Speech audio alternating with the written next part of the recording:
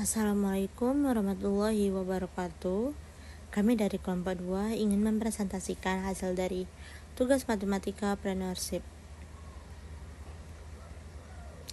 dengan yang beranggotakan Salma Aulia Safitri, Daniel Yosafat, Siti Nuril Hidayati, Catherine Lamria, Eki Nur Hidayati, Gita Seridami, dan saya Novia Hermawan. Baiklah, di sini saya akan menjelaskan poin pertama, di mana tentang progres pencapaian target penjualan kami, di mana modal awal kami 350.000, laba bersih kami 1.460.000, total kas kami 1.810.000, total pengeluaran kami 994.600, total pendapatan kami 1.990.000. Baik, di sini ada resume artikel dengan perkembangan e-commerce menyebabkan perubahan signifikan dalam perilaku konsumen, terutama dalam cara melakukan transaksi dan membangun hubungan dengan penyedia layanan daring. Dalam kondisi persaingan yang semakin ketat, keberhasilan platform e-commerce sangat bergantung pada kemampuan yang mempertahankan pelanggan melalui pembelian ulang. Pembelian ulang mencerminkan kepuasan pelanggan terhadap layanan yang diterima, serta tingkat kepercayaan dan loyalitas yang terbentuk terhadap platform. Generasi Z menjadi kelompok konsumen yang menonjol dalam belanja online karena intensitas penggunaan teknologi digital dan keterlibatan yang tinggi dalam aktivitas daring. Pola pembelian ulang pada kelompok ini dipengaruhi oleh berbagai faktor yang saling berinteraksi secara kompleks, sehingga pendekatan pemodelan yang mampu menangkap hubungan non-linear diperlukan untuk memprediksi perilaku tersebut secara akurat. Selanjutnya akan dilanjutkan oleh rekan saya. Research metodologi penelitian melibatkan konsumen generasi Z yang memiliki pengalaman berbelanja online. Responden berasal dari mahasiswa pasca sarjana di 2 universitas di India. Pengukuran variabel kualitas layanan elektronik, kepuasan pelanggan, kepercayaan, loyalitas, dan pembelian ulang dilakukan menggunakan indikator yang telah digunakan dalam penelitian sebelumnya.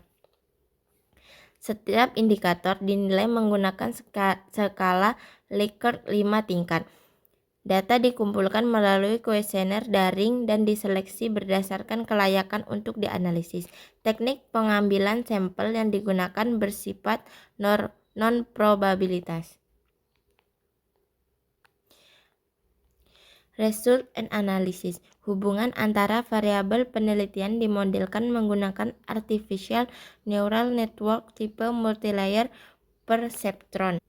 Model terdiri dari atas lapisan input yang merepresentasikan dimensi kualitas layanan elektronik, kepuasan, kepercayaan, dan loyalitas satu hidden layer, serta lapisan output yang merepresentasikan keputusan pembelian ulang pelanggan.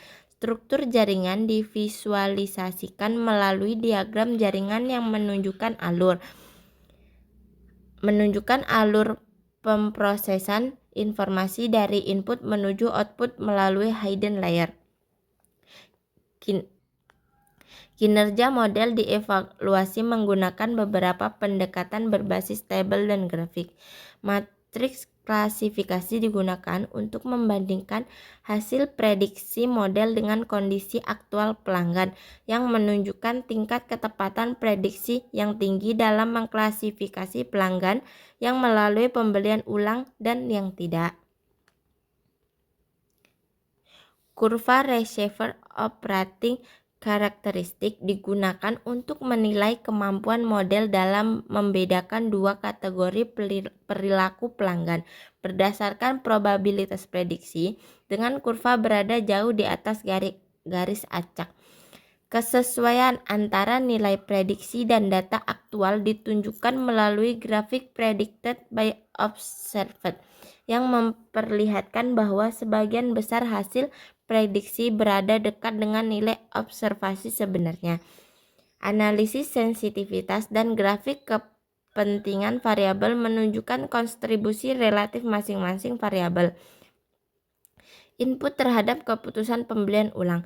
Kepuasan pelanggan dan responsivitas layanan muncul sebagai variabel dengan tingkat kepentingan tertinggi, diikuti oleh kepercayaan dan loyalitas. Sementara dimensi kualitas layanan lainnya memberikan kontribusi yang lebih rendah. Secara keseluruhan, model artificial neural network menghasilkan tingkat akurasi prediksi sekitar 84%. Conclusion atau intisari, artificial neural network mampu memprediksi perilaku pembelian ulang pelanggan dalam konteks e-commerce dengan tingkat akurasi yang tinggi. Kepuasan pelanggan dan responsivitas layanan menjadi faktor paling dominan dalam mendorong pembelian ulang konsumen generasi Z. Sementara kualitas layanan elektronik berperan sebagai fondasi dalam membangun kepercayaan dan loyalitas pelanggan. Lalu selanjutnya review artikel. Identitas artikelnya yaitu judul Predicting the Dynamic of Customer Repurchase in Internet Shopping and Artificial Neural Network Approach. Penulis yaitu Magesh Kumar R, Pradep E, Sunil Vakayil. Jurnal Academy of Marketing Studies Journal. Volume dan halaman, volume 26 nomor 2 halaman 165. Tahun publikasi yaitu 2022. Latar belakang, penelitian ini dilatar belakangi oleh meningkatnya persaingan dalam industri e-commerce yang menuntut pemahaman lebih mendalam terhadap perilaku pembelian ulang pelanggan. Pembelian ulang dipandang sebagai indikator keberhasilan jangka panjang platform digital karena berkaitan langsung dengan kepuasan dan loyalitas pelanggan. Penulis menyoroti keterbatasan metode statistik linear dalam menangkap hubungan kompleks antar variabel perilaku konsumen, sehingga artificial neural network dipilih sebagai pendekatan alternatif untuk memodelkan dinamika pembelian ulang secara lebih fleksibel. Lalu selanjutnya akan dijelaskan oleh rekan saya. Selanjutnya yaitu tujuan penelitian. Penelitian ini bertujuan untuk memprediksi perilaku pembelian ulang pelanggan dalam konteks belanja daring dengan menggunakan artificial neural network. Fokus penelitian ini diarahkan pada konsumen Gen Z untuk mengidentifikasi variabel layanan dan sikap pelanggan yang memiliki kontribusi terbesar terhadap keputusan pembelian ulang. Lalu, teori dan kajian pustaka. Kajian pustakanya mengulas konsep kualitas layanan elektronik yang meliputi desain situs web, reliabilitas sistem, responsivitas, keamanan, dan kemudahan penggunaan. Selain itu, dibahas pula peran kepuasan pelanggan, kepercayaan, dan loyalitas dalam membentuk perilaku pembelian ulang. Penulis mengaitkan temuan penelitian terdahulu untuk menunjukkan hubungan antar variabel tersebut dalam konteks e-commerce. Meskipun demikian, kajian teori lebih berfungsi sebagai landasan pemilihan variabel dan belum memberikan sintesis kritis yang mendalam terhadap perbedaan hasil penelitian sebelumnya. Lalu selanjutnya yaitu metodologi yang digunakan dalam penelitian ini, yaitu menggunakan pendekatan kuantitatif dengan pemodelan artificial neural network berbasis multilayer perceptron. Metodologi ini dipilih untuk menangani hubungan nonlinear antar variabel yang sulit dimodelkan menggunakan pendekatan statistika konvensional. Selanjutnya yaitu subjek penelitian.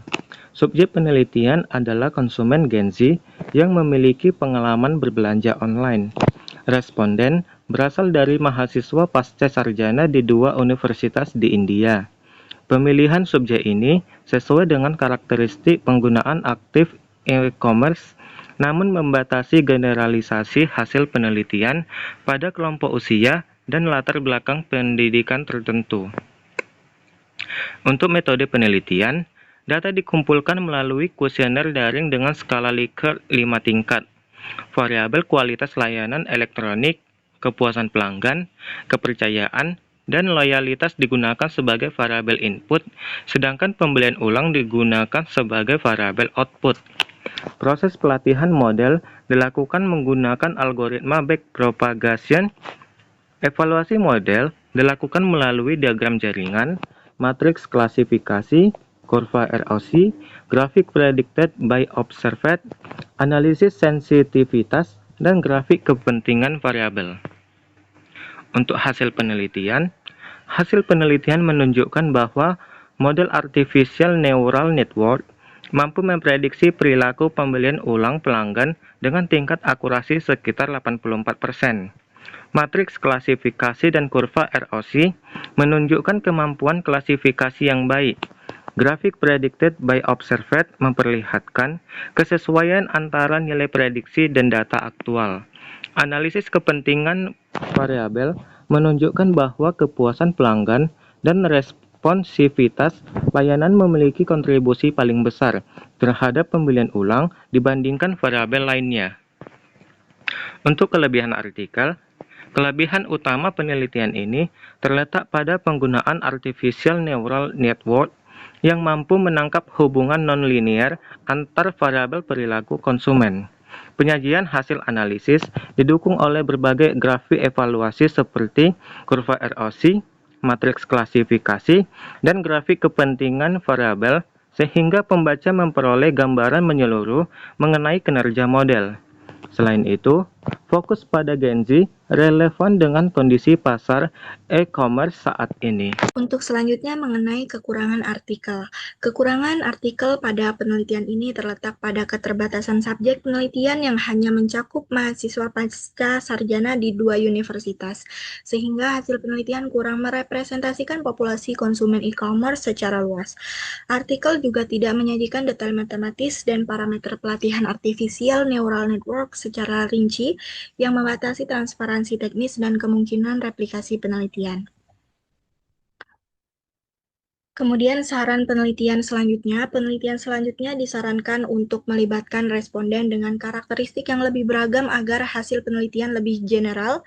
Penggunaan metode pembanding seperti regresi logistik atau decision tree dapat membantu menilai keunggulan relatif artificial neural network. Selain itu, penyajian detail teknis model ANN perlu diperjelas untuk meningkatkan keterulangan penelitian. Secara keseluruhan, penelitian ini menunjukkan bahwa artificial neural network dapat digunakan untuk memprediksi perilaku pembelian ulang pelanggan e-commerce berdasarkan variabel kualitas layanan elektronik dan sikap pelanggan. Meskipun memiliki keterbatasan pada aspek sampel dan transparansi teknis, artikel ini tetap memberikan kontribusi yang relevan dalam penerapan metode jaringan saraf tiruan pada analisis perilaku konsumen.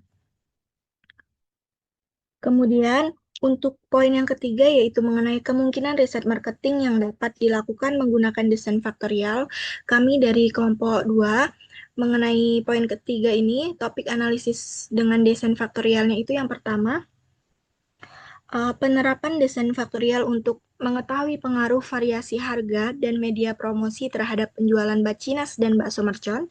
Kemudian yang kedua, untuk mengetahui pengaruh waktu penjualan dan jenis produk terhadap pendapatan bacinas dan bakso mercon. Yang ketiga, pengaruh metode pembayaran dan jenis produk terhadap jumlah penjualan bacinas dan bakso mercon. Dan yang terakhir, untuk mengetahui pengaruh hari penjualan dan jenis produk terhadap volume penjualan bacinas dan bakso mercon.